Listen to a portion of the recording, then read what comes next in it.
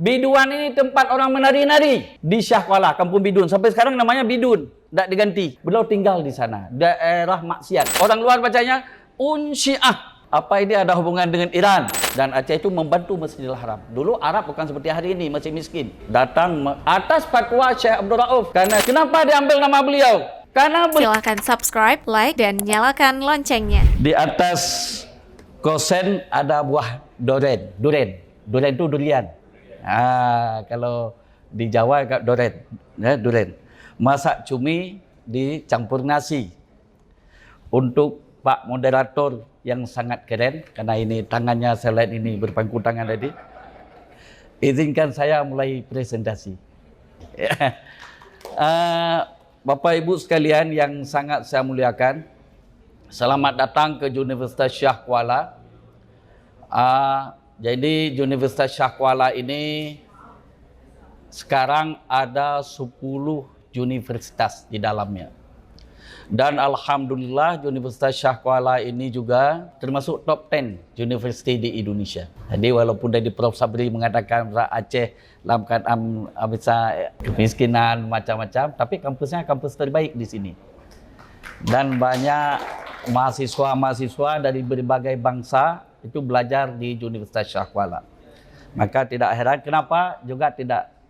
Ini mungkin karena pengaruh daripada banyak juga alumni dari Malaysia yang sekarang menjadi pensyarah di Universitas Shah Kuala. Kenapa dinamakan Universitas Shah Kuala? Ini ada yang salah baca. Kalau orang luar itu sering baca, nanti paper saya ada bisa dibaca nanti. Ada yang menyebutnya University Syiah Kuala. Jadi akibatnya apa? Orang takut pergi ke Aceh. Apalagi di Johor tadi katanya bermazhab Ahlu Sunnah wal Jamaah. Kalau pergi ke Aceh takut nanti disyiahkan. Maka agak kurang kita mahasiswa dari Johor, ya, bacanya yang salah. Jadi sebenarnya bukan Syiah Kuala, tapi Syiah Kuala bacanya. Sehingga kampus kami ini dulunya namanya Unsyiah. Universitas orang luar bacanya Unsyiah. Jadi apa ini ada hubungan dengan Iran? Ya, jadi ada hubungan dengan Iran. Dulu ada, tapi bukan dengan Iran, dengan Persia. Karena kalau dalam sejarah Aceh, misalnya itu anak Imam Ja'far As-Sadiq, itu satunya ke Aceh. Namanya Syekh Muhammad Ad-Dibai bin Ja'far As-Sadiq. Maka kalau di Aceh banyak Said, itu wajar. Karena itu anak Imam Ja'far, salah satu yang di Aceh, dan menjadi anaknya, anak cucunya Imam Ja'far ini menjadi sultan pertama kerajaan Islam Perak. Kemudian, kenapa dinamakan Universitas Shah Kuala ini sebagai nama universitas? Ini tidak terlepas, ini banyak ahli-ahli di sini pun saya lihat. Pada abad ke-17 ada 4 ulama besar di Aceh, di Nusantara ini, bukan hanya di Aceh. Yang pertama Syekh Hamzah Fansuri, yang tadi disebutkan dalam syair oleh Datuk, ya kan? Yang kedua Syekh Syamsuddin As-Sumatrani. Syekh Syamsuddin ini makamnya bukan di Aceh, makamnya di Malaka, di Bukit Cina. Beliau syahid tahun 1629 di sana dalam hal memerangi Portugis di Malaka. Ini dulu Aceh ini besar. Yang ketiga Syekh Nurdin Ar-Raniri. Beliau ini lama di Pahang, kemudian lahir di Randir, India. Masa Sultan Iskandar Sani, orang Pahang, jadi Sultan Aceh. Beliau ini jadi mufti kerajaan Aceh. Ini namanya Syekh Nurdin Ar-Raniri. Tapi beliau tidak lama di Aceh, dari 1638 sampai dengan 1644. Terjadi masalah di Aceh, karena dengan banyak fatwa-fatwa yang tidak sejuk. Sehingga beliau terpaksa meninggalkan Aceh. Di mana kita tahu dari karya-karya beliau. Yang kemudian, ini karena berada dari Johor, Profesor ini dari UTM kan dari Johor. Ada tokoh Johor yang sangat berpengaruh di Aceh, yaitu tesis PhD saya, yaitu Tun Sri Lanang. Tun Sri Lanang ini orang Batu Sawar, Johor, dibawa ke Aceh 1613. Dalam sejarah barat dikatakan diikat pakai tali. Yang dibuat kalau kita baca dokumen-dokumen barat, setelah saya buka tak ada itu. Beliau dibawa ke Aceh, maka saya studi lebih dalam sampai saya buat tesis PhD. Pengaruh beliau di kerajaan Aceh dalam memuktamadkan undang-undang adat Aceh. Ini sebenarnya banyak berhubungan dengan ekonomi. Kalau mau studi lebih dalam itu lebih bagus. Kalau ada mahasiswa studi, misalnya dibuat, beliau yang mendesain kanun pelabuhan di Aceh. Kemudian kanun pelabuhan ini dipakai oleh Perak, dipakai oleh Kedah kemudian. Tun Sri Lanang ini di Aceh dia menjadi orang kaya Sri Paduka Tuan Seberang. Kalau di Malaysia dikenal dengan namanya beliau Muhammad, dikenal dengan Tun Sri Lanang, dikenal di sana sebagai Datuk Bendahara. Kalau di Semenanjung, di Aceh dikenal dengan orang kaya Sri Paduka Tuan Seberang. Jadi ini, dan makamnya juga di Aceh. Makanya kalau ini tuan-tuan puan-puan sekalian, kalau tuan-tuan berada di kampus tercinta ini, Universiti Shah Kuala ini, di sini ada 2 kampus besar. Yang satu kampus Universitas Syah Kuala, diambil daripada nama ulama besar Syekh Abdul Rauf Al-Fansuri As-Singkili. Yang satu lagi namanya UIN Ar-Raniri, Universitas Islam Negeri Ar-Raniri. Ada prof di sini, ada prof ya beliau di sini. Itu sempena nama daripada Syekh Nuruddin Ar-Raniri. Tapi belum ada Universiti Tun Sri Lanang. Mungkin boleh diazas antara UTM dengan Universiti Shah Kuala nanti. Boleh diazaskan. Jadi sehingga muncul hubungan emosional yang sangat kuat antara dua bangsa yang dipisahkan oleh Selat Malaka ini. Jadi bangsa ini jangan ditafsirkan, saya dulu belajar ini tentang identiti. Jangan ditafsirkan kebangsaan politik. Memang secara politik kita sudah dipisahkan menjadi 2 negara. Itu pun gara-gara Inggris dan Belanda. Dengan adanya London Treaty 1824. Tapi secara kebangsaan budaya, saya kira sekarang kita masih berkongsi. Jadi ada perkongsian kebangsaan budaya antara Aceh dan Semenanjung. Itu profesor. Makanya ada sedikit ribut. Kalau dulu waktu kasus Ambalat, jadi ada kapal perang lewat. Indonesia pakai CRI Rencong. Kapal perang Republik Indonesia Rencong. Malaysia pakai TD Rencong. Kapal Diraja Rencong. Jadi berperanglah Rencong di Sekat Ambalat. Rencong itu walaupun itu asli Aceh, juga di Perak pakai rencong juga. Jadi ini namanya adalah perkongsian budaya antara Semenanjung dengan Aceh.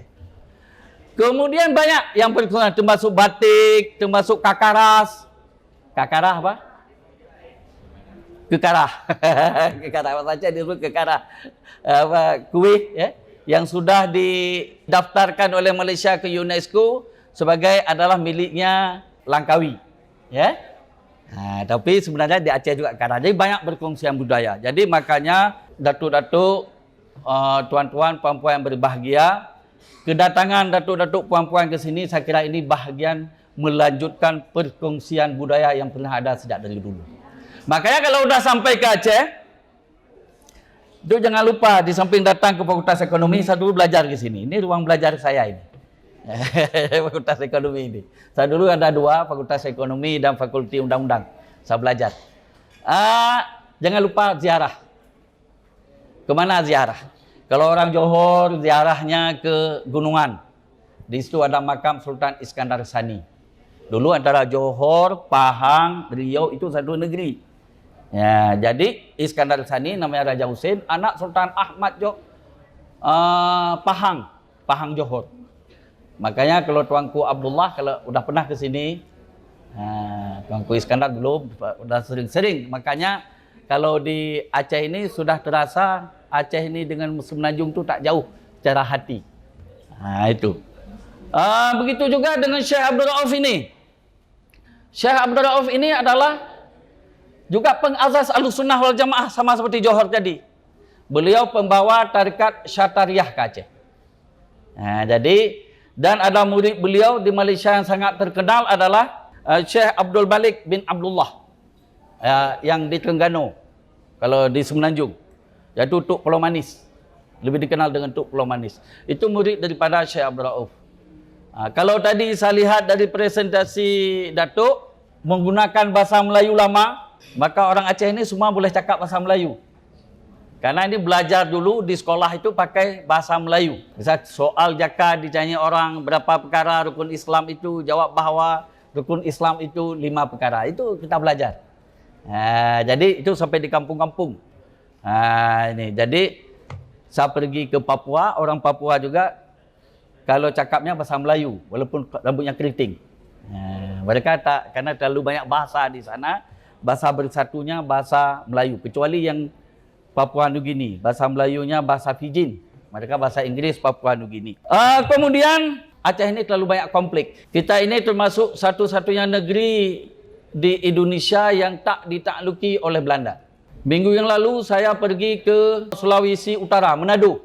Di sana banyak sangat makam-makam orang Aceh dibuang ke sana karena berperang. Karena dia minta tunduk pada Belanda, maka fisik ada Tuanku Muhammad, saya kemarin ke sana ke makam beliau. Makanya setelah Indonesia merdeka ini itu peran Aceh besar. Maka Aceh disebut daerah modal. Tapi setelah merdeka kita ini melawan Jakarta. Melawan Jakarta tahun 1953 karena tak sesuai janji dari pemerintah pusat saat itu. Akhirnya damai. Timbullah masalah dari Darul Harb ke Darussalam. Dari negeri perang ke negeri aman. Salah satu output daripada Darussalam ke Darussalamnya inilah universiti ini. Jadi Universitas Syah Kuala dan UIN Araniri, dan universiti ini universiti tertua di Aceh. Saya berdiri tahun 1958, 59, kemudian disahkan tahun 1960, tanggal 2 September 1960. Itu disahkan. Jadi waktu pendirian universiti ini disepakati bahwa nama universiti ini diambil daripada nama ulama besar abad ke-17 ini, Syekh Abdul Rauf ini. Kenapa diambil nama beliau? Karena beliau kita bisa mengerti Al-Quran menjadi seperti kita sekarang orang-orang awam, itu tidak terlepas daripada karya daripada Syekh Abdul Rauf. Makanya dalam makalah saya saya sebutkan beberapa karya Syekh Abdul Rauf. Salah satu karya yang paling terkenal itu menerjemahkan Al-Quran dalam bahasa Melayu. Itu karya beliau yang paling terkenal. Sehingga generasi kita sekarang bisa membaca dan memahami Al-Quran. Tapi dalam bahasa Melayu Jawi. Melayu Arab. Makanya kalau Bapak Ibu sekalian, yang kedua juga beliau ini masuk waktu masa kerajaan Aceh dulu, beliau ini jadi di Aceh begini. Yang pertama mufti yang besar itu Syekh Hamzah Fansuri. Itu masa Sultan Saidil Mukamil, kakeknya Iskandar Muda. Habis Saidil Mukamil, ada paman sebentar, Portugis terus datang, ya kan? Kalau seandainya Aceh bisa ditakluki Portugis, mungkin Nusantara ini tidak Islam. Maka orang Aceh itu sampai melawan Portugis sampai ke Semenanjung. Jadi kemudian tahun 1607, 1636 itu Sultan Aceh Iskandar Muda, muftinya Syekh Syamsuddin Al-Sumatrani, orang Pasai yang syahid di Malaka di Bukit Cina di atas. Saya sudah ke sana. Yang kemudian habis beliau di Aceh muncul Araniri tadi. Beliau sampai 1644. Dari 1644 sampai dengan 1661 di Aceh muftinya berganti-ganti. Tapi yang bisa meredamkan, pulanglah Syekh Abdul Rauf ini. Syekh Abdul Rauf pulang dari Mekah 11 tahun di Arab, pulang ke sini tahun 1661. dan beliau dakwahnya sangat soft, dan itu penting bagi kita orang-orang dakwah. Beliau tinggal di kampung Bidun. Bidun ini kalau bahasa kita ini apa? Bidun itu biduan. Biduan. Bahasa Aceh Bidun. Biduan. Biduan ini tempat orang menari-nari di Shah Kuala, kampung Bidun. Sampai sekarang namanya Bidun, tak diganti. Di dalam pulau kampung Bidun. Beliau tinggal di sana, daerah maksiat. Tapi beliau bisa membuat daerah maksiat menjadi pusat pendidikan besar. Sampai beliau meninggal. Kemudian beliau ini setelah ditahu oleh kerajaan kalau lagi kacau, dipanggil jadi penasihat sultan, mufti kerajaan Aceh. Maka pada saat beliau ini sultanah, jadi sultanah pertama 1641 tadi kacau sampai 1606 waktu Safiatuddin. Karena ini kan Aceh dan Semenanjung dulu satu negeri. Satu negeri, sultannya berganti-ganti. Ada orang Perak jadi Sultan Aceh, Sultan Mansur Shah. Ada orang Pahang jadi Sultan Aceh. Bahkan Sultan Alauddin Rayat Shah III mau jadi Sultan Aceh, menjadi Sultan Agung seperti Malaysia sekarang Agung. Tetapi oleh orang dalam di sini, di bawah pimpinan Panglima Polim, tak setuju. Anak Iskandar Muda dari istrinya Habsyi. Tak mau lagi setelah Iskandar Sani ini yang dari Pahang, itu dipimpin lagi oleh orang Johor. Maka yang pimpin Raja Aceh itu perempuan, Sultan Safiatuddin Shah. Tetapi yang menarik, Tun Sri Lanang tetap di Aceh. Tun Sri Lanang tetap di Aceh. Apakah mungkin karena nasihat Tun Sri Lanang karena tidak pas dengan Sultan Johor, sehingga tidak mau Sultan Johor itu jadi Sultan Aceh. Jadi kemudian oleh Syekh 1641 datang Syekh Abdul Rauf menjadi mufti kerajaan Aceh. Kemudian datang utusan Arab ke Aceh, utusan dari Mekah 1683 datang ke Aceh untuk meminta bantuan pembangunan Masjidil Haram. Dan Aceh itu membantu Masjidil Haram. Dulu Arab bukan seperti hari ini, masih miskin. Jadi datang atas fatwa Syekh Abdul Rauf, karena Syekh Abdul Rauf ini pernah menjadi imam di Masjidil Haram. Maka beliau memberi fatwa, membantu, sehingga menurut catatan orientalis barat Snok Tohgranya, dia datang ke Makkah tahun 1883. Sampai dia datang ke Makkah, emas sumbangan Sultan Aceh masih ada di Makkah, belum habis dibagi. Katanya saya itu sampai 1000 ton di emas. Dari mana emasnya? Dari wilayah kerajaan Aceh. Aceh dulu bukan Aceh yang kecil seperti hari ini. Sampai ke Sumatera Barat itu wilayah Aceh, sampai ke Semenanjung wilayah kerajaan Aceh, tapi lebih kepada sistemnya daerah perwalian. Saya kira itu sebab nanti kalau yang lebih jelasnya tuan-tuan, datuk-datuk boleh tuan baca dalam paper yang saya siapkan secara serius. Mudah-mudahan kedatangan tuan-puan dan tuan-tuan ke Aceh ini kita bangun kerjasama masa depan. Jadi preserve the past, building the future. Jadi Universitas Shah Kuala ini kita bangun kerjasama yang baik antara UTM. Kalau di sana ada UiTM lagi ya.